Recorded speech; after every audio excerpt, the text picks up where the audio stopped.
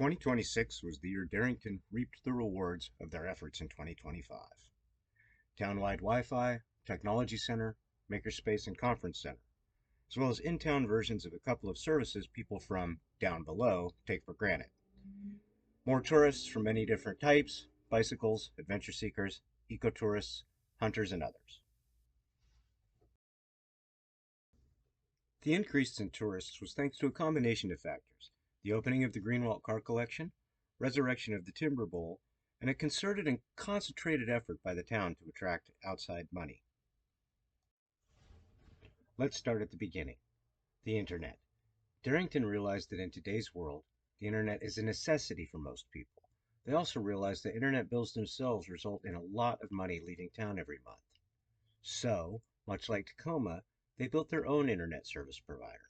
Frontier Communications, who bought the previous provider out of bankruptcy, was saddled with vastly outdated technology. Darrington would build their own mesh network and provide every resident and business high-speed Wi-Fi for little or no cost, approximately 120 access points spread throughout the town, and a fiber optic loop strand at government rate, and bang, the Internet is done.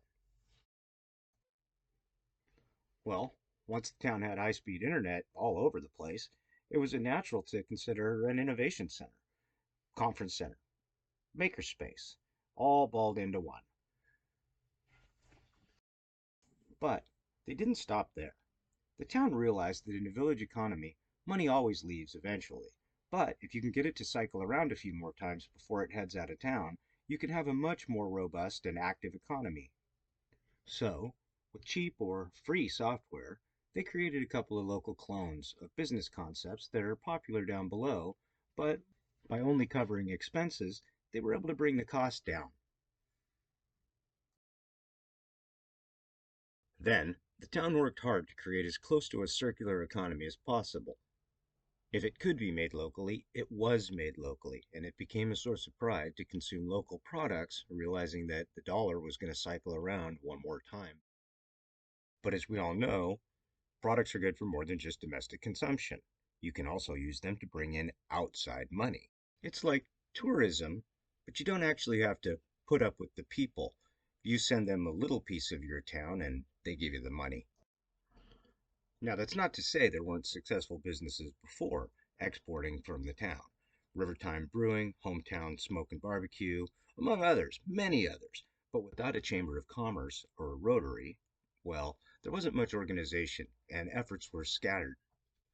And then, in a pivotal moment for the future at Darrington, the Soxweatl tribe, Glacier Peak Institute, and a number of local businesses finally formed a new Chamber of Commerce.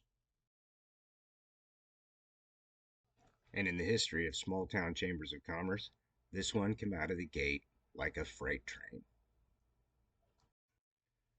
They developed a branding strategy, or perhaps better said, branding strategies, of which the resurrection of the Timber Bowl was one key. They secured the pop-up store in downtown Arlington and another in Seattle to represent local products. They acted as a clearinghouse for information about events and efforts going on around town.